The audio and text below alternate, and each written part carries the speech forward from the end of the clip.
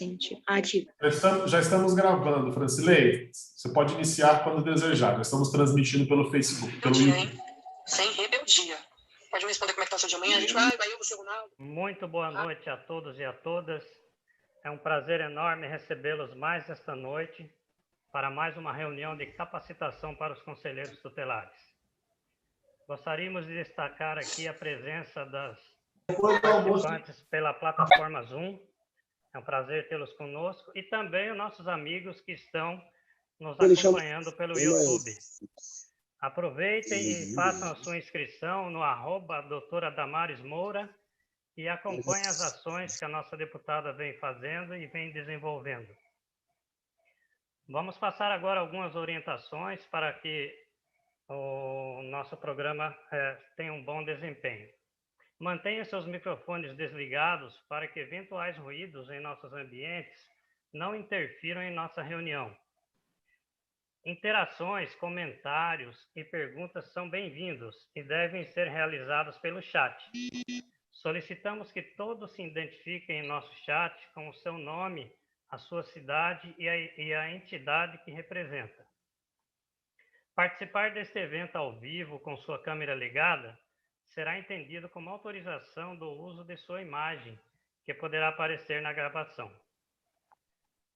Convido agora a deputada para a sua saudação inicial. Boa noite a todos. Quero agradecer aí a presença dos que já estão conosco nesta noite especial. Na verdade, nós estamos vivendo um tempo especial, não é? Em que o Estatuto da Criança e do Adolescente completa neste ano 31 anos de existência e, naturalmente, junto com o aniversário do ECA, também faz aniversário de 31 anos, não é? O Conselho Tutelar. Esse equipamento público que eu tenho um extraordinário respeito e um reconhecimento muito intenso, não é? Da relevância do trabalho do Conselho Tutelar na proteção das nossas crianças e adolescentes. Eu tenho lamentado, e os conselheiros tutelares que me conhecem, não é, e convivem comigo, sabem da nossa preocupação no mandato, exatamente com esta atenção que não é necessariamente ofertada pelo Estado, não é? Os conselheiros tutelares, e claro que Emerson, que Francilei daqui a pouquinho vai ler o currículo, vai tratar disso com muita propriedade, não é? Mas o que nós sabemos é que o Conselho Tutelar ele se submete, não é, à orientação e ao direcionamento da União e não dos estados, e nesse sentido, não é, nós aqui no Estado e no Parlamento temos limitação para legislarmos sobre a matéria relacionada ao Conselho Tutelar. Por outro lado, o nosso reconhecimento e a preocupação que nós temos com vocês, conselheiros tutelares, que são agentes transformadores e que têm promovido, e é desafiador, não é, promover a defesa da infância, promover a defesa, a proteção da adolescência, não é? Vocês precisam, ao menos, de estarem permanentemente capacitados, atualizados, não é, com tudo aquilo que envolve o tema da criança e do adolescente.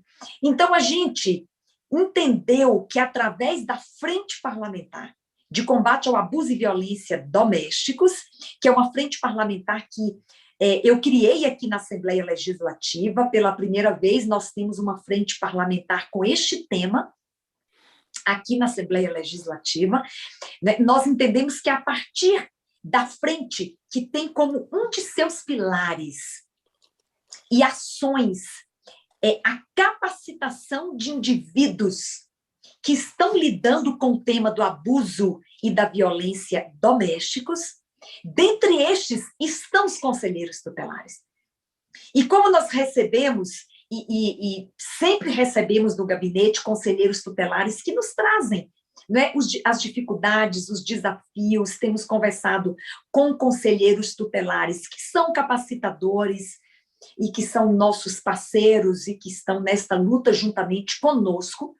Nós entendemos que este pilar da Frente Parlamentar de Combate ao Abuso e Violência Domésticos, que nós criamos na Assembleia Legislativa, deveria também oferecer aos conselheiros tutelares mensalmente uma capacitação e com algum especialista sobre direito da criança e do adolescente. Então, nós temos mantido esta agenda rigorosamente todos os meses. Todos os meses, nós apresentamos um tema a um especialista para que venha, então, trazer mais conteúdo, e nós aprendemos juntos, né? Eu tenho aprendido junto com os conselheiros tutelares na frente parlamentar, embora o combate ao abuso e violência contra a criança e adolescente já seja um trabalho que, como advogada e como voluntária, eu realizo há mais de uma década e meia, mas eu tenho aprendido também nessas capacitações, com aqueles que estão de uma forma muito direta ligados ao tema da criança e do adolescente. Não é? Então, esta é mais uma noite em que nós trazemos mais um especialista para que possa apresentar aqui, e no dia de hoje vai ser tratado sobre os 31 anos do ECA e do Conselho Tutelar. Certamente, o professor Emerson, que vai nos falar daqui a pouquinho, ele trará avaliações, ele trará resultados ou desafios, não é, que o ECA e o Conselho Tutelar enfrentam, mesmo 31 anos depois. E é o momento da gente conversar, é o momento da gente refletir, não é? É o momento da gente aprender conjuntamente, estarmos o quanto possível aptos a lidar com um tema que é tão solene, que é tão urgente, que é a defesa e a proteção da infância e da adolescência. Então, eu quero, de todo o meu coração, agradecer a todos que já estão aqui conosco, não é? E eu vou pedir agora, antes que eu passe a palavra ao nosso palestrante e faça a ele os nossos agradecimentos, dirija a ele os nossos agradecimentos, eu já estive em reunião com ele antes, né? Nós sempre conversamos e nos reunimos antes com os nossos palestrantes. Eu vou pedir a Francilei que faça a leitura, não é, do currículo do nosso palestrante. Em seguida, eu retomo a palavra para agradecê-lo e, então, ceder a palavra a ele. Por favor, Francilei. Muito obrigado, deputada, pelas suas saudações. O professor Emerson Freitas, ele é consultor e palestrante especialista em Direito da Criança e do Adolescente.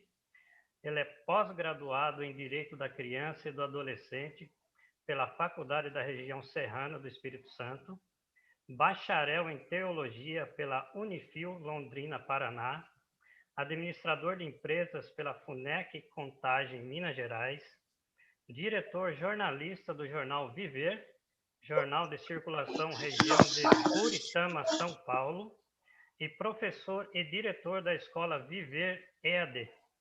Devolvo a palavra para a deputada. Bem, então nós temos aí o professor Emerson com esta experiência, não só, claro, o seu conteúdo acadêmico sobre direito da criança e do adolescente, mas também uma vivência prática com este tema. E, professor Emerson, agradecer muitíssimo aí a sua disposição, a qualidade do seu trabalho e principalmente por ter atendido ao nosso convite. É uma honra para nós tê-lo aqui hoje, conhecendo o seu trabalho, a sua qualidade e a sua capacidade para nos falar na noite de hoje. Então, com uma palavra de gratidão, de acolhimento e de boas-vindas, nós o saudamos e passamos sem maiores delongas a palavra a você, não sem antes novamente agradecer cada conselheiro tutelar que está aqui conosco nessa noite. O objetivo nosso é trazermos estas reflexões e contribuirmos um pouco, não é, com a capacitação de vocês que estão no fronte, lidando com o direito que é tão caro, a dignidade de indivíduos em formação, que são as nossas crianças e os nossos adolescentes. Professor Emerson, muito obrigada. Conselheiros tutelares, muito obrigada. Os municípios que estão aqui representados, daqui a pouquinho será feita a leitura de cada um dos que estão aqui representados, e eu passo a palavra. Vou estar com o negócio levinha. Só que as pessoas, por favor, mantenham os seus microfones fechados, só para a gente não ter interferência, a gente agradece. E passo, então, com alegria, a palavra ao professor Emerson Freitas. Boa noite, deputada Damares Moura.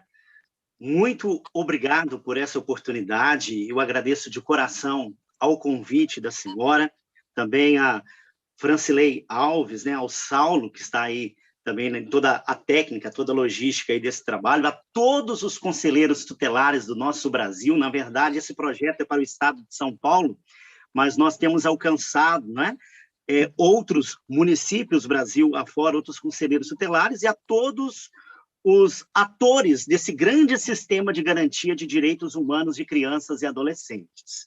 Eu estou com o coração alegre, saltando dentro do peito, porque estamos completando 31 anos do Estatuto da Criança e do Adolescente e, consequentemente, também o Conselho Tutelar está fazendo aniversário, e eu também faço aniversário. O mês de julho também é o mês do aniversário de Emerson Freitas. Então, é muita alegria.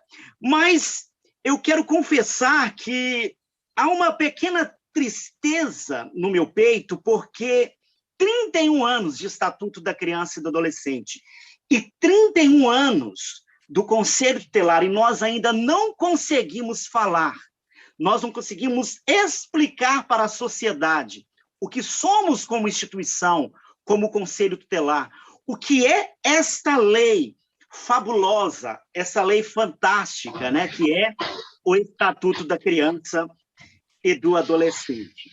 Portanto, o meu desafio aqui esta noite é para que nós, não somente conselheiros tutelares, mas todos nós, somos atores desse sistema de garantia de direitos humanos de crianças e adolescentes, que venhamos a defender este, que tem o nome de, a sigla, né? ECA, Estatuto da Criança e do Adolescente. A gente precisa amar, a gente precisa respeitar. O que eu acho interessante é o seguinte, algumas frases que nós não podemos mais admitir nesses 31 anos. O Estatuto da Criança e Adolescente ele tem sido marginalizado. Muitas pessoas falam assim, o problema é o Estatuto da Criança e do Adolescente. O ECA deveria acabar, deveria ser jogado fora. Muitos até atores do sistema, principalmente na área da educação, eu sempre ouço, dizendo o seguinte, o ECA garante os direitos e os deveres, como se os deveres, como se criança e adolescente não fossem seres humanos. Os deveres das crianças e dos adolescentes são aqueles que estão alencados, né, nas outras leis, Código Civil, Código Penal. A criança e adolescente ele não deixa de ser humano, pelo contrário. Como diz no artigo 6º, a criança e o adolescente eles são seres humanos em condição peculiar como pessoa em desenvolvimento.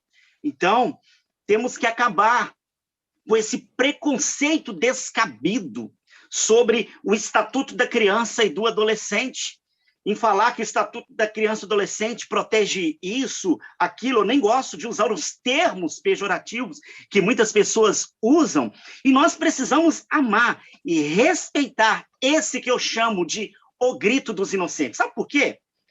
Eu vou começar com uma poesia. De vez em quando também eu gosto de escrever poesias. E essa poesia ela leva o título Estatuto da Criança e do Adolescente. Diz assim, dispõe sob a proteção integral de crianças e adolescentes. Para garantir direitos, ele é fundamental, tratando-os com respeito e não como delinquentes. De situação irregular a sujeito de direito, uma lei espetacular que merece o nosso respeito. Conhecida como ECA, mas não subestimem a sua essência. Não é apenas uma lei, é uma biblioteca, pelo seu conteúdo e excelência. A garantia de prioridade absoluta, no que se refere a direito infanto-juvenil, foi escrita por várias mãos e muita luta, com lágrimas, suor e sangue em todo o Brasil. Portanto, devemos reverenciar o estatuto que é das crianças e dos adolescentes. Se a ele você não consegue amar, respeite-o. Ele é o grito dos inocentes. Portanto, o Estatuto da Criança e do Adolescente, que está completando 30 anos, é o grito dos inocentes. Nós, como conselheiros tutelares, como atores do sistema de garantia de direitos humanos de crianças e adolescentes, nós precisamos proclamar, nós precisamos respeitar e nós precisamos, a cada dia, deixar que esta lei venha a entrar em cada canto do nosso Brasil, entrar em cada escola, em cada prefeitura, em cada câmara, em todas as esferas, e que todos venham conhecer este que é verdadeiramente o grito dos inocentes, né? A verdade, a proteção integral de crianças e adolescentes depende de mim e de você. Quando nós respeitamos o Estatuto, nós estamos respeitando as nossas crianças e nossos adolescentes. Mas sabe por quê? Que nesses 31 anos, né, o tema 31 anos do ECA, do Estatuto da Criança e do Adolescente, do Conselho Tutelar. Sabe por quê? O Estatuto da Criança e do Adolescente, o próprio Conselho Tutelar... Você não está nem te vendo, você não está vendo aqui, ó, que não está aparecendo. Ele é desrespeitado. Acontece que, durante esse período todo, né, alguém está com o áudio ligado aí. Professor, vamos só esperar o áudio ser desligado para a gente prosseguir. Acho que agora foi, professor. Não, ainda não. Quem tiver com o áudio ligado aí, vamos desligar, porque senão dá interferência e ninguém vai conseguir entender do outro lado. Tá bom? Mas vamos lá. Então, nesses 31 anos do Estatuto da Criança e do Adolescente,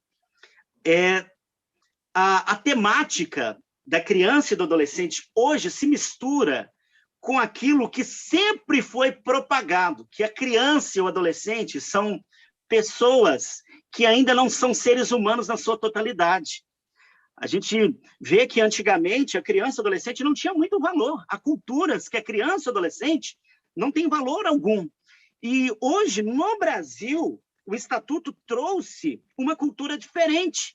O problema é que nós, que crescemos na década... Eu, por exemplo, cresci na década de 70, e naquela época o que imperava, né, o que estava em vigor era o Código de Menores. Era o Código de Menores. Então, nós estamos acostumados com o Código de Menores. O Código de Menores, se a gente fizer uma comparação com o Estatuto da Criança e do Adolescente, a gente vê que uma coisa não tem nada a ver com a outra. E o problema é que hoje as pessoas fazem essa mistura. Eles misturam, querem trazer tudo aquilo do Código de Menores para o Estatuto da Criança e do Adolescente, e não dá mais. A doutrina menorista, ela foi sepultada. Ela foi sepultada no dia 13 de julho de 1990, né, quando o Estatuto da Criança e do Adolescente surgiu, né, a Lei 8.069, né, do dia 13 de julho de 1990. Então, hoje, nós não podemos mais ter em nossa mentalidade, inclusive até alguns conselheiros tutelares têm isso em sua mente. Ah, mas não custa nada a gente fazer isso, não custa nada a gente ser um prestador de serviço, não custa nada a gente resolver, porque sempre foi feito assim. E se a gente fizer uma comparação entre o Código de Menores e o Estatuto da Criança e do Adolescente, a gente vai perceber que há uma confusão e nós devemos deixar o Código de Menores bem encostadinho lá. Não é? Porque o Código de Menores, ele dispunha, né, sobre a assistência, a proteção e a vigilância aos menores. Isso está no artigo 1º da Lei 6.697, de 10 de outubro de 1979, que foi revogada, o Código de Menores. Antes de 1990, então, a doutrina que imperava, apesar do Código de Menores falar ali sobre a questão da assistência, da proteção, mas falava da questão da vigilância a menores, né? Então, o que imperava antes do Estatuto era a doutrina da situação irregular. É por isso que hoje essa doutrina da situação irregular está impregnada na alma do brasileiro. E quando as pessoas olham para uma criança, para um adolescente, logo eles veem como pessoas que precisam ser contidas. E o Código de Menores, ele trazia essa temática, proteger o Estado e a sociedade do menor. Olha que absurdo, era uma doutrina totalmente distorcida, não é? Proteger quem verdadeiramente precisava de proteção, a criança, adolescente, eles ficavam reféns, né? Reféns. A sociedade e o Estado que deveria ser protegido. Quem realmente estava ali numa situação com direito ameaçado e violado é que era marginalizado. Então, essa era a doutrina menorista, nós chamamos de doutrina menorista do Código de Menores.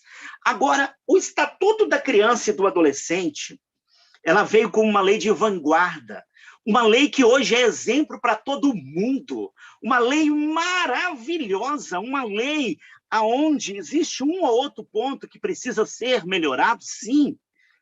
Acredito que nada é tão bom que não possa melhorar, não é? Mas o Estatuto da Criança e do Adolescente, ela traz essa doutrina da proteção integral da criança e do adolescente. No artigo 1º, fala, né, essa lei dispõe sobre a proteção integral da criança e do adolescente. E quando eu falo de proteção integral, eu não estou me referindo, eu sempre digo, né, aquele leite de caixinha que está escrito integral lá, mas a gente não sabe o que tem lá dentro, né? Essa proteção integral tem que ser uma proteção verdadeira. É a doutrina que traz a prioridade absoluta, né? Ela trata agora criança e adolescente não mais como delinquentes, como menores que precisam, que o Estado e a sociedade precisa ser protegido deles, né? Eles que são os vilões. Não! Agora, o Estatuto da Criança e do Adolescente trata a criança e o adolescente como sujeitos de direitos, né? Prioridade absoluta. Como eu falei, o artigo 6º, né? Condição peculiar da criança e adolescente como pessoa em desenvolvimento, né? Então, criança e adolescente agora passaram a ser tratados de maneira distinta. O Estatuto trata criança como criança e adolescente como adolescente. Tanto é que existem medidas de proteção, as quais o Conselho Tutelar aplica, que a toda criança deve ser aplicada. Existem também as medidas socioeducativas, quando pessoas falam que o Estatuto só passa a mão na cabeça. Não, não é bem assim. Se um adolescente cometer o ato infracional, ele vai responder e ele vai, né, receber uma medida socioeducativa. Então, o Estatuto agora trata de uma maneira distinta. Criança é criança, adolescente é adolescente. Não existe mais essa doutrina menorista de colocar todo mundo no mesmo pacote, né? Agora há essa diferenciação, né? Criança é criança, adolescente é adolescente. E o que eu preciso, né, como defensor de direitos humanos, eu preciso entender o mínimo possível. O mínimo é isso, que agora criança e adolescente não são mais... a gente vê aí até mesmo os magistrados usando o termo menor, ao menor fulano de tal. Quantas vezes, quando eu também sou ex-conselheiro tutelar, por isso que hoje eu atuo com toda propriedade em capacitações, eu recebia vários ofícios, né? Tanto do judiciário quanto da promotoria, e lá estava escrito o menor fulano de tal. Mas espera aqui, o Estatuto agora trata criança como criança e adolescente como adolescente. Nós não podemos colocar todo mundo no mesmo pacote. né? E nesses 31 anos, o Conselho Tutelar, que foi, né, um colegiado, né, um órgão criado pelo Estatuto da Criança e do Adolescente. Também tivemos uma problemática que herdamos do Código de Menores.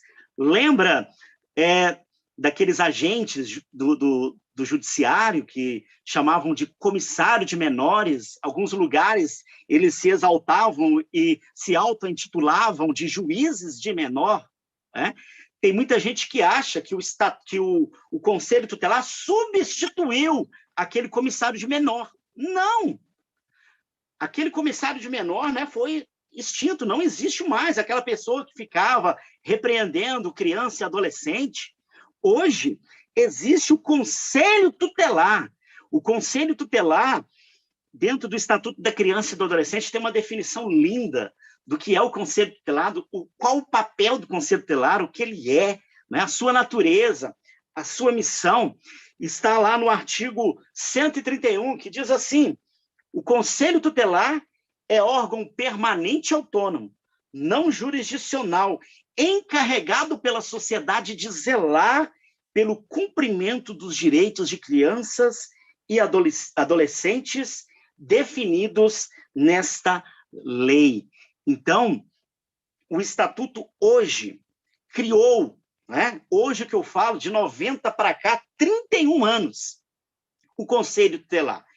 E, infelizmente, até hoje, nós não conseguimos dizer para que viemos. Eu quero aqui expressar a minha gratidão, né, mais uma vez, à doutora Damares Moura, apesar de não ser, né, papel, como ela falou, do legislativo estadual, né? Esse seria o âmbito federal, né? Capacitação, e também do âmbito municipal, mas ela está aqui, né?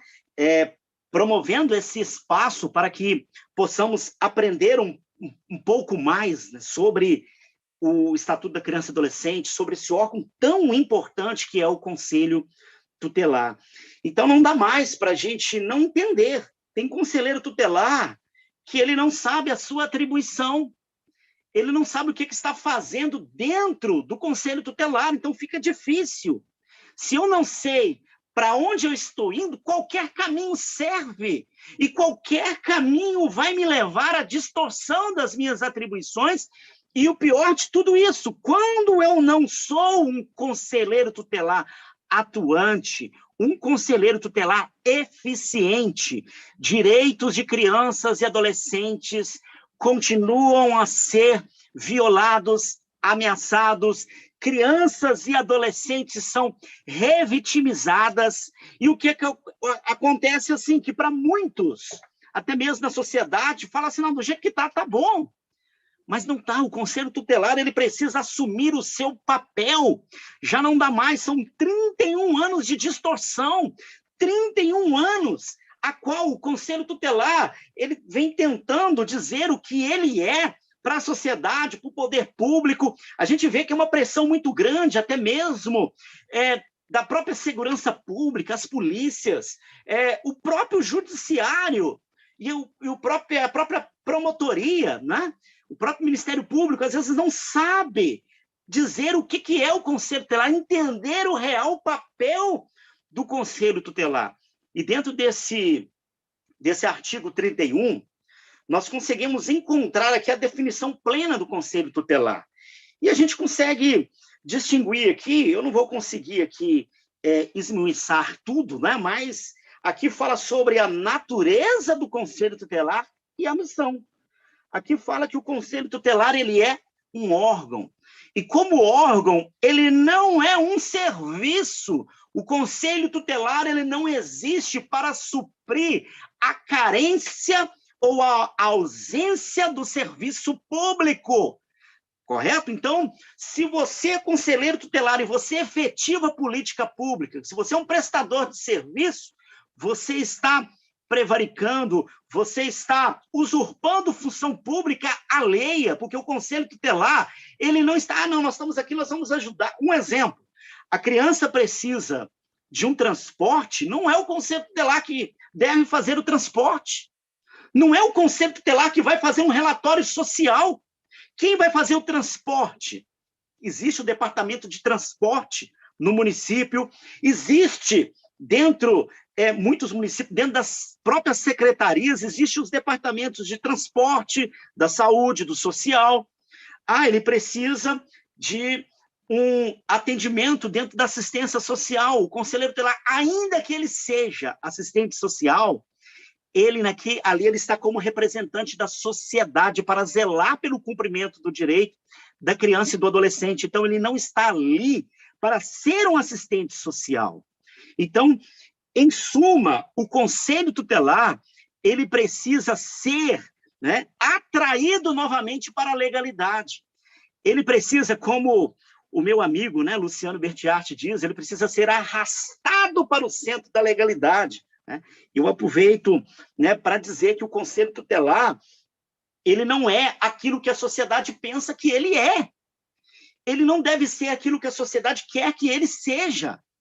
Polícia, entre aspas, né, de menor, polícia para repreender a criança ou adolescente. Não dá mais para atuar dessa forma. O problema é que, às vezes, o conselheiro, não, mas eu vou me indispor com a população, eu vou me indispor com os pais. Você está ali para zelar pelo cumprimento, para dizer para a família. Né? O conselho tutelar, ele tem que zelar para aquilo que diz o artigo 4º, né, do Estatuto da Criança e do Adolescente, que diz assim: é dever da família, da comunidade, da sociedade em geral, do poder público, assegurar com absoluta prioridade a efetivação dos direitos referente à vida, à saúde, à alimentação, à educação, ao esporte, ao lazer, à profissionalização, à cultura, à dignidade, ao respeito, à liberdade, à convivência familiar e comunitária. O Conselho Tutelar, ele foi escolhido pela sociedade para dizer para a família: olha, pai, mãe, responsável, você precisa assumir a sua responsabilidade para com a criança, para com o adolescente. O conselho tutelar, ele tem que falar para a comunidade, ele tem que falar para a sociedade e também para o poder público em geral, porque todos estes, como diz o artigo 98, são potenciais violadores de direitos de crianças e adolescentes. A gente precisa entender. E o conselho tutelar ali, ele não está para dar jeitinho, né? Ele não é aquele quebra-galho. Ele está ali, sim, para garantir o direito. Se a família que está violando, se a família que está em falta, o conselho tutelar precisa aplicar a medida de proteção e também a medida pertinente aos pais ou responsáveis. Se é o próprio poder público, o município que não tem a política, ele deve requisitar do município que aquela política seja efetivada. E o conselho tutelar, ele tem tanta força, né? Não dá para a gente explanar tudo aqui, mas o conselho tutelar, ele tem tanta força que quando ele requisita um serviço público, ou quando ele determina que alguém da família venha cumprir alguma medida de proteção, até mesmo uma medida pertinente a ela mesma, ao pai, ao responsável, o conselho tutelar, ele tem a autoridade de representar o descumprimento injustificado de suas deliberações. Portanto, nós precisamos olhar para o conselho tutelar não como aquele órgão julgado numa salinha. Muitos municípios são assim, infelizmente. Aquela salinha caindo aos pedaços. Teve um dia que eu cheguei num conselho tutelar, eu fiquei com medo do teto cair sobre a minha cabeça. São salas, são lugares que não tem como o ser humano trabalhar e, às vezes, são escolhidos para serem as sedes do conselho tutelar, local de referência, de atendimento, não da criança, mas para a zeladoria pelo cumprimento do direito da criança e do adolescente. Então, precisamos rever essas questões. 31 anos do Estatuto da Criança e do Adolescente, essa lei maravilhosa de vanguarda, como eu falei, 31 anos de Estatuto da Criança e do Adolescente, precisamos falar. Nós somos um órgão não é? O Conselho Tutelar não é um serviço, ele não está ali para suprir a ausência, a carência dos serviços públicos. Pelo contrário, ele está ali para garantir que aquele direito que é da criança e do adolescente seja efetivado, porque o estatuto, a própria natureza do Estatuto da Criança e do Adolescente, não é? Traz ali no artigo 131 dessa forma: ele é um órgão, ele é permanente, ou seja, ele não pode ser extinto. Se o prefeito falar, esse conceito lá está atrapalhando muito, quer saber de uma coisa? Eu vou extinguir. Não, uma vez criado, né?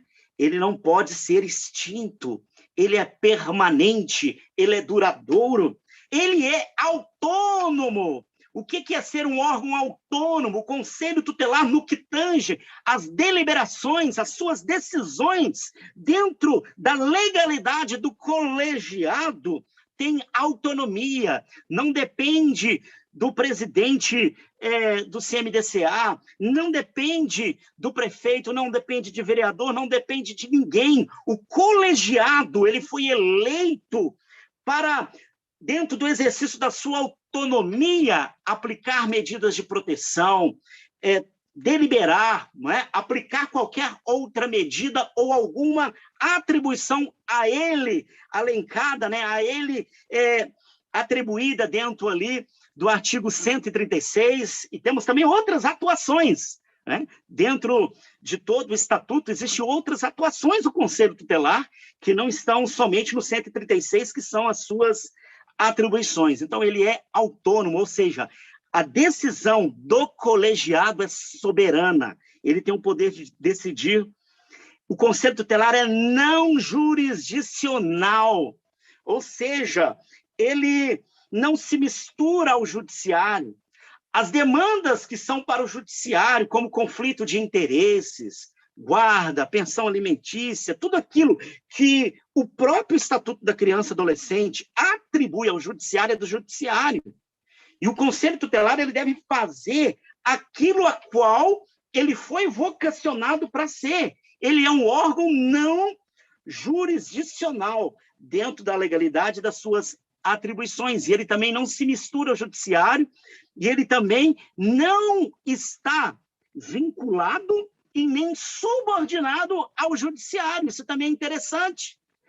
Eu costumo dizer o seguinte: quando o Estatuto da Criança e do Adolescente pensou o Conselho Tutelar, né, não fez assim. Tem gente que acha que o Judiciário está aqui, o Ministério Público está aqui, e o Conselho Tutelar está aqui embaixo. Não.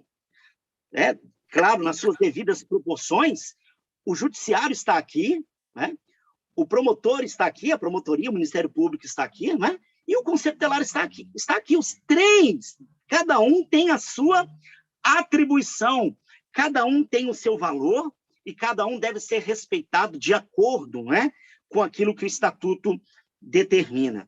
E a gente poderia falar aqui muitas outras questões sobre a natureza, né, dentro dessas três vertentes aí, né?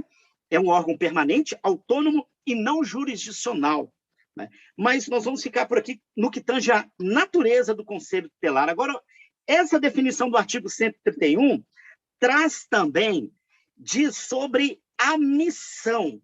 Qual é a missão do Conselho Tutelar? Qual é a missão?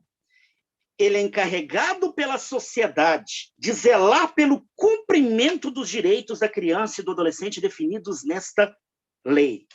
E quando a gente fala de missão, eu costumo dizer o seguinte, que eu preciso entender o que é missão, para eu saber o que eu estou fazendo neste órgão. A missão é o propósito de existir. Aqui na parte B do artigo 131, está falando sobre o propósito do Conselho Tutelar em existir, a incumbência que foi dada a ele, né? Uma missão é algo que foi outorgado a alguém que deve executar a pedido de outro. E quem pediu que o Conselho Tutelar realizasse? A sociedade, através da legalidade do Estatuto da Criança e do Adolescente. Então, a missão é o compromisso que eu tenho com algo, é o cuidado, né? é o zelo que eu preciso ter com aquilo que eu fui incumbido de ser. Então, eu preciso ser conselheiro tutelar. Eu não posso ser aquilo que a sociedade, que o poder público ou que outra esfera da sociedade anseia que eu venha a ser. Eu preciso ser simplesmente conselho tutelar e eu preciso conhecer a minha missão. A minha missão está no artigo 131, na parte B, que diz assim, o conselho tutelar ele é em quê? Encarregado pela sociedade de zelar. Ou seja, quem deu essa incumbência para ele foi a sociedade, através do voto, através de um processo de escolha. O conselho tutelar ele não é um cargo eletivo. Ele participa de um processo de escolha, não é eleição, não é política, né? É um processo de escolha, é algo separado. Tanto é que a lei não chama de eleição, né? O próprio estatuto fala processo de escolha, é a própria sociedade que está escolhendo o representante dela própria para quê? Para zelar. A missão do conselho tutelar passa pelo zelar.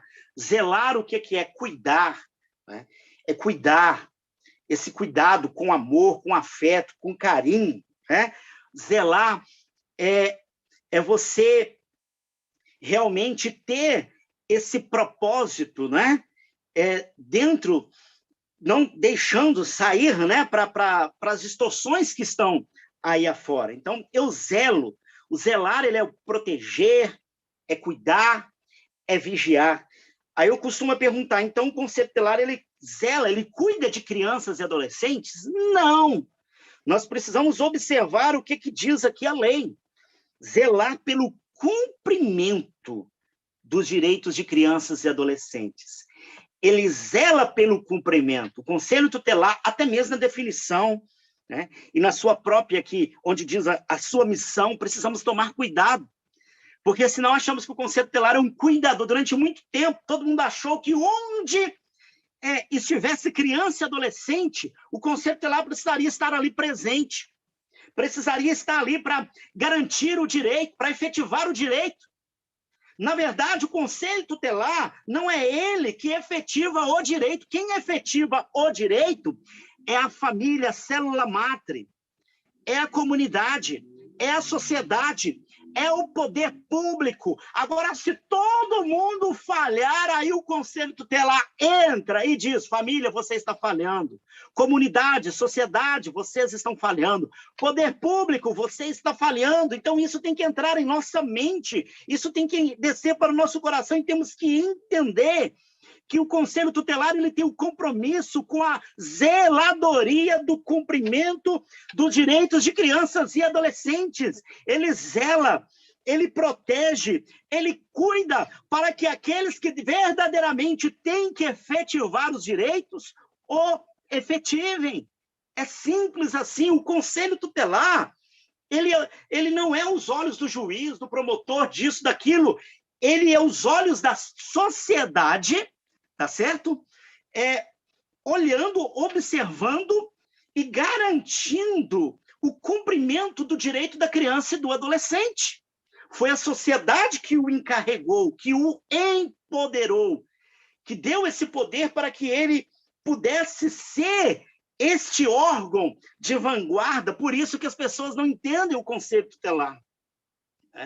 Quando foram registrar lá a profissão do conselho tutelar lá na Receita Federal, inclusive os conselheiros tutelares estão perdendo o direito por causa disso, registraram o conselho tutelar lá como profissionais autônomos. E é uma luta, né, para que venhamos aprovar agora, nos 31 anos, né, precisávamos de ter mais uma lei, a lei orgânica, e que essa lei orgânica pudesse ser uma lei orgânica eficiente, né? Que não seja também mais uma lei sem porquê, mas que seja uma lei eficiente dizendo o que é o conselho tutelar. Temos essa necessidade, né? Mas nós precisamos, né, nesses 31 anos, saber que o conselho tutelar ele deve estar no local, não aonde a sociedade quer que ele esteja, mas onde a legalidade o colocou, onde a lei o colocou. E quando eu, né, como sociedade, eu escolho um conselheiro, eu tenho que ter a consciência que eu estou escolhendo alguém para zelar, para cuidar do direito. Quando o direito for ameaçado ou violado, o conselho entra em ação, aplicando medidas de proteção, advertindo, usando as suas prerrogativas dentro das suas atribuições ou dentro de outras atuações dentro do próprio Estatuto da Criança e do Adolescente. Então, eu preciso entender. O problema é que nós não entendemos o que é o conselho. E ficamos aí patinando, e tudo. Quando ninguém sabe o que fazer, chama o conselho tutelar. Ah, não, ninguém resolveu, o conselho tutelar vai resolver. Parece que o conselho tutelar, ele tem uma varinha de condão, né? E não é assim. O conselho tutelar, ele tem o poder de requisitar, aplicar medida de proteção, ele zela pelo cumprimento do direito, tá certo? E dentro dessa temática, de toda essa questão, eu preciso ter esse entendimento. Durante muito tempo, imaginaram que o conselho tutelar era um serviço. Quando o poder público não tem a política pública no município, o conselho tutelar vai resolver. Aquela questão, aonde tem criança e adolescente, o conselho tutelar precisa estar. Na verdade, onde tem criança e adolescente, são todos aqueles membros, né, da sociedade que eu falei, a começar pela família, chegando até o poder público. Eles precisam estar efetivando o direito, né, cumprindo o direito, porque o conselho tutelar, quando todo mundo falha, ele aponta o dedo e diz quem está falhando, e ele determina que ou alguém da família, da sociedade, ou até mesmo o poder público venha o cumprir, tá certo? Então, o conselho tutelar, ele não é um serviço, né? A resolução do CONANDA, né, 170, o CONANDA é o Conselho Nacional dos Direitos da Criança e do Adolescente, no artigo 22, diz o seguinte, que é vedado ao conselho tutelar executar serviços e programas de atendimento, os quais devem ser requisitados aos órgãos encarregados da execução de políticas públicas. Então, eu preciso tomar muito cuidado. A lei não me autoriza executar serviço público. O Estatuto, a Constituição, a lei municipal não vai me autorizar, e nem a própria resolução do órgão maior de defesa, né, dos direitos da criança e adolescente, que é o CONANDA, né, o Conselho Nacional, não autoriza o Conselho Tutelar a ser esse serviço. Então, nesses 31 anos, precisamos dar uma nova velha roupagem. Por que eu digo uma nova velha roupagem? Aquela roupagem que está guardada desde 1990, por isso que eu chamo de nova velha roupagem. Sabe aquela roupa de um casamento? Existem mulheres, né, que guardam um vestido de noiva num plástico guardado, está ali novinho, fica ali 10, 20, 15 anos, né? É uma roupagem antiga, né, mas que ainda está no estado novo. Assim é o Estatuto da Criança e do Adolescente. A lei já completou essa sua maioridade, né? Dentro da cultura judaica, a pessoa ela é madura após os 30 anos. Então, até mesmo dentro dessa cultura judaica, o estatuto já é considerado maduro, e dentro até mesmo do próprio Estatuto da Juventude, né, que diz que jovem é até 29 anos de idade, o conselho tutelar nem é mais jovem, agora já é um adulto, né? E o próprio, não só o conselho tutelar, como o próprio Estatuto da Criança e do Adolescente. Então, para a gente só encerrar esse raciocínio,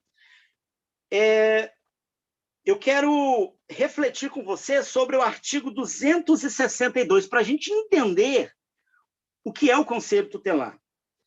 O artigo 262 do Estatuto diz assim: enquanto não instalados os conselhos tutelares, as atribuições a eles conferidas serão exercidas pela autoridade judiciária. na ausência do Conselho Tutelar, quem tem autoridade de realizar as suas atribuições, de aplicar as medidas, lá no artigo 101, diz que existem duas autoridades que podem aplicar as medidas. Uma é o Conselho Tutelar e a outra é a autoridade judiciária, o juiz. Então, na ausência do Conselho Tutelar, ele é um órgão tão importante que ele compartilha, né? Ele consegue compartilhar algumas atribuições e algumas medidas que, na ausência dele, somente a autoridade judiciária poderia realizar. Então, o Conselho Tutelar, ele tem um papel para a gente fechar aqui com chave de ouro, para a gente entender o que esses 31 anos de Estatuto da Criança e do Adolescente e esses 31 anos de Conselho Tutelar deveria produzir em nós. Nós deveríamos entender que o Conselho Tutelar ele tem o papel de desjudicializar, desburocratizar e agilizar o atendimento prestados às crianças e aos adolescentes. O Conselho Tutelar, portanto, ele faz justiça social. Ele é um órgão que tem o poder legal de fazer a justiça social. Né? Isso também está descrito na Resolução 170, no artigo 26 do CONANTA. Diz assim: a atuação do Conselho Tutelar deve ser voltada à solução efetiva e definitiva dos casos atendidos, com o objetivo de desjudicializar, desburocratizar e agilizar o atendimento das crianças e adolescentes, ressalvado os dispostos previstos na Lei 8.069, de 13 de julho de 1990, o Estatuto da Criança e do Adolescente. Então, nós precisamos olhar para o Conselho Tutelar como um órgão que vai evitar que todas as demandas da criança e adolescente venham a parar na justiça, venham a afogar, né, o judiciário. O Conselho Tutelar ele tem autonomia de fazer a justiça social, ele tem autonomia de determinar a medida de proteção, ele tem autonomia de determinar medidas pertinentes aos pais, ele tem autonomia de fiscalizar a entidade de atendimento à criança e adolescente, ele tem autonomia de ser um órgão que zela pelo cumprimento de direitos de crianças e adolescentes. Portanto, eu te convido, conselheiro tutelar, celebre o dia de amanhã. Né? Amanhã estamos completando 30 anos de Estatuto da Criança e Adolescente. Também estamos completando 30 anos do Conselho Tutelar. Celebre este dia, mas com responsabilidade. E que venhamos a colocar o Estatuto da Criança e do Adolescente, o Conselho Tutelar, aonde ele deve estar, né? Cuidando, garantindo os direitos de crianças e adolescentes. E o Conselho Tutelar zelando pelo cumprimento dos direitos de crianças e adolescentes. Eu digo o seguinte, que quando nós sentamos numa mesa para decidir alguma coisa, o Conselho Tutelar sempre está ali em reunião de colegiado. Nós decidimos entre vida e morte. As nossas atitudes como conselheiro levarão vida ou poderão levar morte.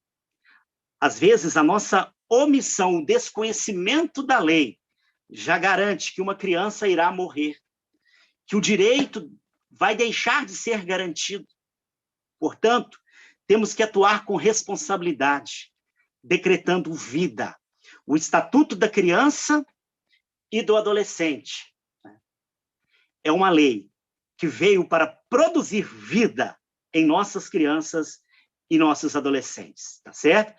Eu agradeço, né, a todos os conselheiros tutelares, outros atores do Sistema de Garantia de Direitos de Crianças e Adolescentes, né, a doutora Damares, a todos os demais, né, a deputada doutora Damares, que Deus abençoe a vida de todos vocês e muito obrigado. Eu encerro a minha fala aqui, né, encerro a minha participação, apesar do tempo ser curto, o conteúdo é muito extenso, mas essa foi a minha contribuição, né? E que você possa, a cada dia, né, bater no peito com orgulho e falar, não, eu sou conselheiro tutelar, eu defendo uma causa nobre, eu defendo o cumprimento dos direitos de crianças e adolescentes. Muito obrigado.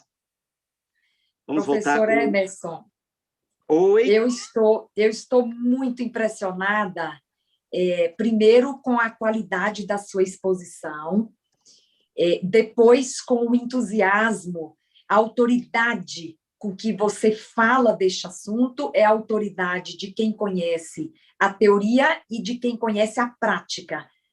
E eu gosto muito quando você distribui responsabilidades. Não é? O conselho tutelar, ele não pode e nem deve ser o responsável único por esta proteção que precisa ser compartilhada. E aí, professor Emerson, não vou fazer palestra, só quero citar um artigo da Constituição Federal, um único, que é extraordinário, e ele sintetiza o espírito do que você falou. Né? Eu estou extraindo da sua fala uma síntese, a síntese da síntese, não é? Primeiro, a sua preocupação de que os conselheiros tutelares compreendam a sua missão, compreendam, não é, a sua atribuição nos termos da lei, não é? Mas você também está destacando o papel do conselho não como o único responsável por essa criança, por esse adolescente, né? A sociedade precisa entender que existe uma obrigação legal de compartilhamento, de cuidado, de zelo. E aí eu quero citar o artigo 227 da Constituição Federal, que eu sempre cito, é dever de todos. Então, ninguém se engane. Claro, nós estamos aqui agora com conselheiros tutelares, mas quando eu falo para outros públicos sobre a proteção da infância e adolescência, a gente tem que chamar todos à responsabilidade. Não é entregar para o conselho tutelar, como você disse aí. Não é a polícia, né? O conselho tutelar é a polícia, o conselho tutelar vai para o fronte, o conselho tutelar, o artigo 227 diz que é dever de todos, da família, do Estado e da sociedade, colocar a salvo, com absoluta prioridade, a criança, o jovem, colocá-lo a salvo de quê? De toda forma de exploração, de maus tratos, de negligência, não é? Enfim, tratamento vexatório, desumano, constrangedor. Não é? A Constituição Federal elenca uma série de práticas, não é? Que nós todos temos o dever de colocar a salvo esta criança e este adolescente. Não é? Portanto, de tudo que você falou, e você falou coisas extraordinárias, eu estava aqui, acompanhei cada palavra, não é? Foi extraordinária a sua explanação, porque ela tem energia, porque ela tem entusiasmo, tem conteúdo, não é? Tem experiência, tem acúmulo, tem vivência, foi um extraordinário, viu, professor Emerson? Só gratidão. Obrigado, mas eu estou extraindo da sua fala, não é? O dever de compartilhamento da responsabilidade que todos temos. Estamos com conselheiros tutelares, mas todos, família, sociedade e Estado, estão juntos nesta luta. E que bom que hoje criança e adolescente é tratado, pelo menos nos termos da lei, com absoluta prioridade. Nós estamos cansados de ver nossas crianças e os nossos adolescentes como cidadãos, embora em formação, mas cidadãos de segunda categoria. Não é? Todo mundo está adiante, não é?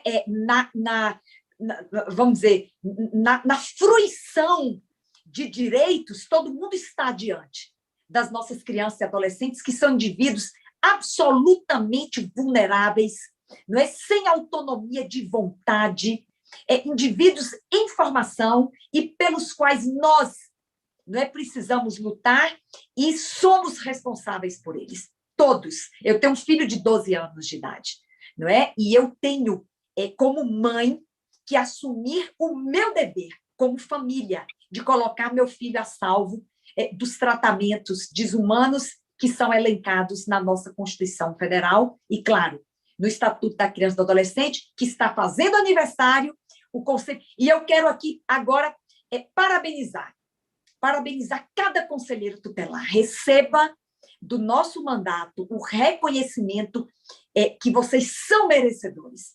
pelo trabalho que fazem, pelo risco que correm, pelas condições de trabalho, não é que são ainda muito, o olhar é muito apequenado, não é, para as condições de trabalho do conselheiro tutelar. Parabéns para vocês, parabéns para cada um, parabéns, professor Emerson Freitas.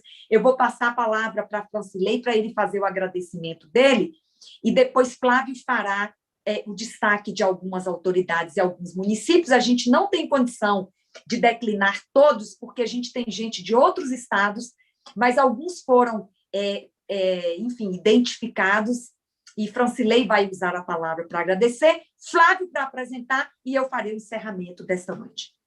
Deputada, deixa eu só deixar um abraço aqui da nossa amiga Sônia Bolfante, mandou um abraço da senhora, e o meu amigo também, Reinaldo Balbino, tá bom? Um abraço para eles, que são nossos companheiros aí também, nessa luta aí, tá bom, deputada Damares? Muito obrigada, senhora.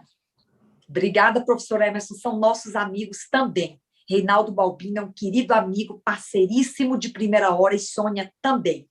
Foram nossos palestrantes nessas capacitações. Francilei. Nós gostaríamos de agradecer mais uma vez a todos que participaram conosco aqui pela plataforma Zoom e aqueles também que estiveram conosco pelo YouTube, e pedir mais uma vez que você se inscreva no canal da nossa deputada, @doutora Damares Moura. Lá estará gravado todos os materiais com relação às capacitações dos conselheiros tutelares, e vocês terão um grande material lá para ver. Eu passo agora a palavra para o Saulo para identificar as cidades e as autoridades. Para Flávio. Boa noite novamente, deputada Francilei. Estamos aqui agora para agradecer e citar aquelas pessoas que estão conosco, né? Dentre os conselheiros, deputado, nós temos aqui algumas autoridades conosco nessa noite. Nós temos o vereador Ismael Soares, de Nhandeara. Vereador, seja muito bem-vindo, viu? É um prazer tê-lo conosco aqui. O vereador Ademir da Guia, também lá de Guarantã, está conosco. O doutor Jean Malaguti, que é diretor de Cultura e presidente do Fundo Municipal dos Direitos da Criança e do Adolescente, lá da Prefeitura de Guarani do Oeste. É uma honra tê-lo conosco aqui, doutor Jean.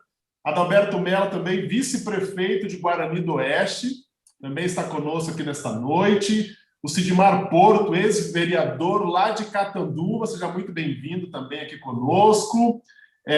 Nós temos aqui também o Ricardo Prado, vereador lá de Ibitinga, amigo nosso também, seja muito bem-vindo. E olha só, deputada, tivemos aqui conosco mais de 80 pessoas, no YouTube 40 pessoas acompanhando, e eu vou citar aqui alguns municípios e até estados, outros estados que estão conosco nessa noite. Catanduva, gente de Marília, São Bernardo do Campo, Guarani do Oeste, Canas, Nhandeara, Angatuba, Uru, Mococa, Nova Lusitânia, Ribeira, Baía da Traição, lá de Paraíba, tem gente conosco aqui, Gramado, Rio Grande do Sul, Campina do Monte Alegre, Roseira, Diadema, Espírito Santo do Turvo, Tatuí, São Sebastião, Itanhaém, Guaratã, Ribeirão Pires, Maceió, gente lá de Alagoas, Uruburetama, Ceará, Taquarituba, e aí em Minas Gerais nós temos gente de Guapé, Justiça, Cajuri, Juazeiro, Piauí, Pretânia, Encantado, Rio Grande do Sul, Pequeno, Minas também, Bicas, Minas também, Cananéia, Marisópolis, lá da Paraíba, Areia Branca, Sergipe, tá acabando, Ibicuí, Bahia, Liberdade, Minas Gerais, Patos, lá de Minas, Fernandópolis, Reginópolis, Ourinhos e Bitinga e Quixadá, no Ceará, deputado. O Saulo, deputada. Passa a palavra para a senhora agora. Saulo. Oi, deputada. Temos Pequeri, que eu peguei agora, Ipiranga do Norte, Pequeri em Minas, Ipiranga no Norte no Mato Grosso, Rio Bom no Paraná e Águas da Prata em São Paulo. Olha, e eu peguei Aguaí, que vocês não citaram, e Florianópolis, Santa Catarina. Olha aí. Gente, olha, é uma emoção, viu, professor Emerson? É uma emoção a gente sentir o interesse não é, que esse grupo de conselheiros tutelares, não só do Estado de São Paulo, mas de outros estados, demonstram, não é, por estar buscando conhecimento, não é, buscando estar sempre mais aptos a fazer um trabalho tão extraordinário. Eu estava aqui celebrando, que bom que a gente celebrou o ECA e que a gente celebrou o Conselho Tutelar num clima, não é, de tanta, enfim, diversidade regional e gente de várias partes do Brasil. A palavra é parabéns, primeiro, a vocês, conselheiros tutelares, extraordinários homens e mulheres. E eu quero pedir licença, não é, a todas as crenças aqui presentes, mas eu quero desejar que Deus abençoe cada um. Que Deus abençoe cada um. Não é, com a coragem necessária, com a sabedoria necessária, com saúde, não é, com força. E agora, num momento tão desafiador, não é, em que a violência doméstica se acirrou em razão da hiperconvivência. Quantas crianças e adolescentes na pandemia sofreram intensamente as consequências da violência e do abuso, não é? E que Deus possa capacitar você, que Deus possa habilitar você, que Ele possa inspirar você, nesses 31 anos do Conselho Tutelar e do ECA, a fazer um trabalho que é salvador, é transformador, é restaurador, né? Protege vidas e protege os direitos das nossas crianças e dos nossos adolescentes. Que Deus abençoe cada um aqui. Professor Emerson, muita gratidão. As autoridades aqui, vereadores presentes, vice-prefeito, né? Representantes de outros órgãos de municípios que estão aqui, são todos queridos amigos, parceiros importantes nossos, vereadores que estão aqui, e vice-prefeito Adalberto, que todos tenham colhido desta palestra tão significativa, mais elementos, eu colhi, espero que você tenha colhido também, mais elementos para seguirmos nessa caminhada. Uma última notícia, para quem não sabe, nós propusemos um projeto de lei que cria um programa de capacitação de professores no estado de São Paulo, para ministrarem em todas as escolas públicas da rede estadual e municipal um treinamento com a linguagem adequada para cada faixa etária de crianças pequenininhas até o ensino médio, para identificar abuso sexual e violência doméstica. E a boa notícia é que o projeto foi aprovado na Assembleia Legislativa, o governador sancionou no último mês de março, e hoje nós temos uma lei em São Paulo, a Lei 17.337, cujo conteúdo já está sendo objeto da elaboração do curso de formação de professores pela EFAP, Escola de Formação de Professores do Estado de São Paulo. Já estive 4 vezes com o secretário e com o diretor da escola de formação. Serão 4 módulos em 40 horas para que professores estejam aptos a participarem conjuntamente, de forma permanente, de um programa de treinamento de crianças e adolescentes para identificar abuso sexual e violência doméstica. É um avanço extraordinário, há um reconhecimento da Secretaria da Educação do Estado de São Paulo, porque esse projeto de lei traz um conteúdo permanente para as escolas que não havia ainda, né? E nós teremos aí as escolas como parceiras, não é? Inclusive, estamos envolvendo na construção do curso, nós estamos envolvendo o Conselho Tutelar, nós estamos envolvendo a Polícia Militar, estamos envolvendo a Polícia Civil, não é? Na construção desses 4 módulos de 40 horas que vão dar um certificado aos professores para a promoção deles na carreira, os que se qualificarem a fazerem esse treinamento de prevenção ao abuso sexual e violência doméstica contra crianças e adolescentes, de prevenção e de identificação, não é? Porque, às vezes, a criança já é vítima. Então, é prevenir, identificar e vamos encaminhar essa criança. Estamos construindo um protocolo para que não somente identifiquemos, mas que ela receba o encaminhamento necessário, o acolhimento necessário, o tratamento necessário diante de um abuso ou de uma violência. Muito obrigada a todos. Nós vamos lutando para conquistarmos passo a passo mais equipamentos de proteção, rede de proteção, né? Mais formação de pessoas, para que um grande exército lutem ainda mais por nossas crianças e nossos adolescentes. Parabéns ao Conselho Tutelar, parabéns a cada conselheiro tutelar, que a bênção de Deus esteja sobre cada um de vocês. Muito obrigada, professor Emerson Freitas, minha equipe que nos ajudou a organizar este encontro, a você que veio. Tenham todos uma boa noite. Esgotado o objeto da presente capacitação, nós declaramos encerrada a reunião desta noite. Obrigada, gente. Parabéns. Parabéns pelos 31 anos do Conselho Tutelar. Tchau, gente. Obrigada, professor Emerson. Obrigada a todos, vereadores, autoridades aqui, vice-prefeito. Uma Tchau, boa noite a todos, um bom descanso, queridos. E Bitinga, eu estou aí amanhã, hein? Amanhã estou em Bitinga. Amém. Deus Tchau, abençoe. gente. Tchau. Boa noite. Deus abençoe. Boa noite. Amém. Amém, queridas. Obrigada.